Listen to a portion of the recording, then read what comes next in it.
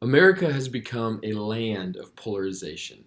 On almost every policy, ideal, religion, or way of thinking, there's become two distinct sides. Especially when it comes into the realm of politics and political structures, everything is polarized into the right or the left. And maybe no greater example of this than is on the topic of abortion. In many conversations or debates, when abortion is brought up, it is rarely discussed with logic and reason. And frankly, that makes sense. Right? It's a deeply emotional issue. However, it is necessary to discuss the ethics of abortion in our world today. While both sides may assume it is clear cut and we don't need to defend it, whether that be the right on the side of the unborn or the left on the side of the rights of the woman, there are difficult arguments on both sides. Now, I will be arguing that there is no circumstance in which abortion can be morally justified. And in doing so, I want to offer a biblical ethic for my position and then address three common arguments against my position. And at that point, I hope to show the responsibility we have to morally oppose abortion in all circumstances. All right. First, I want to start with a biblical theology of God's heart against murder in any way. Now, after that, I'll attempt to move towards the unborn child being under the laws against murder and therefore reveal an ethic against abortion. So from the beginning, we have God creating mankind in his image and likeness in Genesis 1. And because God created no other being in the same way, there is an inherent and unique dignity and worth to human life that surpasses animals and vegetation. Right now, while all people would most likely agree with the taking of life in animals or plants or other substances in order for human thriving, almost no one would morally argue for taking human life in the same way. So for instance, even animal activists, they would most likely eat plants or other growing organisms in order for their own thriving. So on some level, this reveals an ethic that humans are above creation in some ways. But God does not only stop there with unique value to humans, but he then punishes the murdering of one another in Genesis chapter 4. As Cain kills his brother Abel, the Lord angrily curses Cain because of this act. Now, the opposition to murder is only solidified in Genesis 9, verse 6, when God tells Noah that if you kill someone, the murderer should also be killed. Why?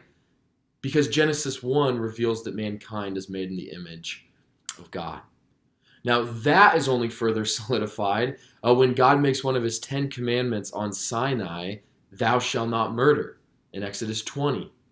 And as God is handing down further laws on the mountain of Sinai, he hands down a law that specifically forbids the killing of the innocent, in Exodus 23, verse 7. Now, as we move into the New Testament, Jesus does not abolish these commandments. He actually only reveals their greater meaning. He does not permit murder now, but he heightens the command against murder. And it's not even just Jesus. Even in Paul, if we look at Romans 13, verses 9 and 10, Paul says that the commandment not to murder could be summed up in the command to love your neighbor and doing no wrong against another person. So you can see from Genesis even into the New Testament today, God forbids the killing of humans because humans are made in the image of God, which gives us greater value and worth than any other created being. Furthermore, what's unique is that we see that God has a special interest in not killing the innocent, like Abel, or in Exodus 23, which is obviously important to this debate. So whenever you believe that a grouping of cells becomes a human, at whatever point you believe, we all definitely know that a human mother conceiving will have a human child. That human then, even in the infancy stages, is made in the image of God.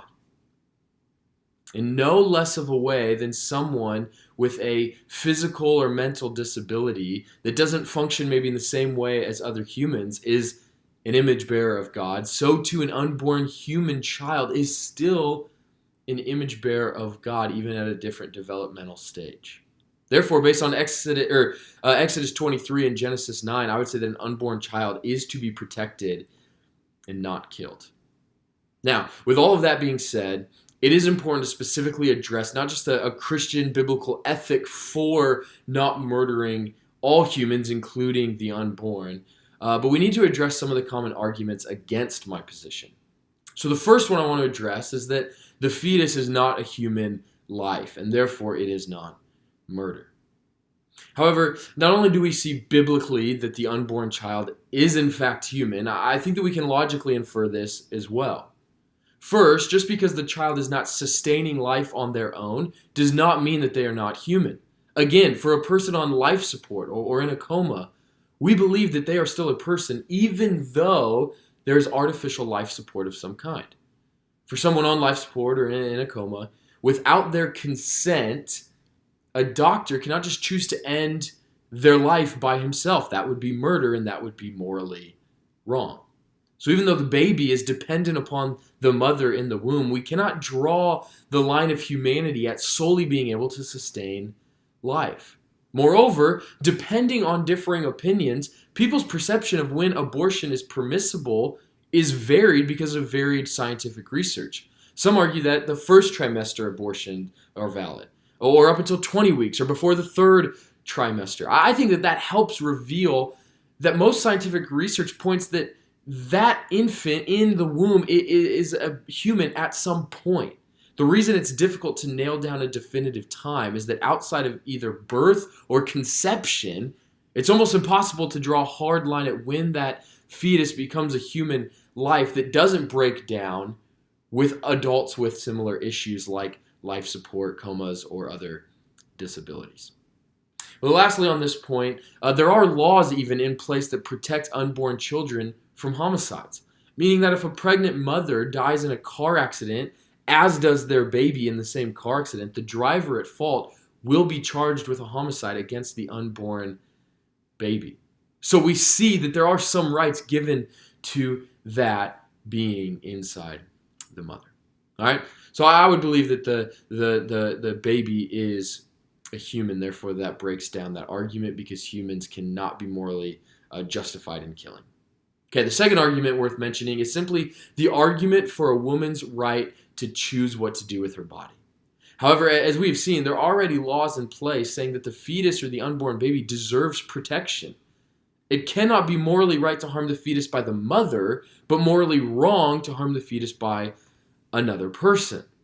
Also, there are many laws that do put restrictions on what I can do with my body for the good of others.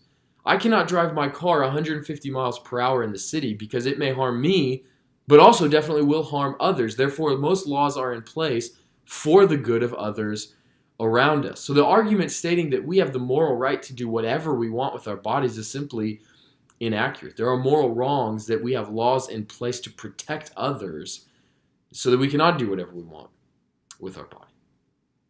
Lastly, the final argument I want to touch on is that many people will argue for abortion on the basis of exceptional cases, or even cases where the child is undesired or unplanned, or maybe cases where the pregnancy is resulting from a sexual assault or has now caused potential harm to the mother.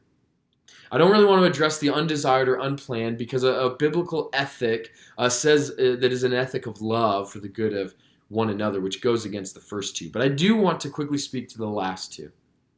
Even if a pregnancy is resulting from a sexual assault, it still cannot be morally justified to commit murder to fix an immoral act. So yes, the act bringing about the pregnancy was morally wrong. But another immoral act cannot be the answer to moral justification. We see that God repeatedly uses terrible acts and circumstances to bring about good, never commanding immoral acts to fix those problems. Whether you look at the story of Joseph in the Old Testament or ultimately the death of Jesus in the New Testament. Even bad circumstances can bring good.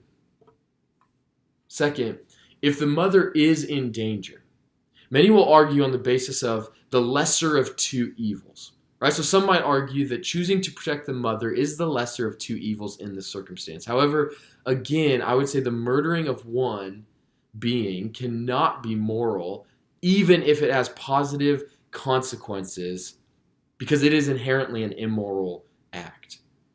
Performing an immoral act cannot be justified as moral in any way, even if it provides some sort of protection for another. If it is immoral to murder, there is no circumstance in which that immoral action can be justified as moral. Therefore, even with these three arguments against it, I would say that because humans are created in the image of God and murder is an immoral act, then under no circumstances could we morally justify the killing of an unborn human child.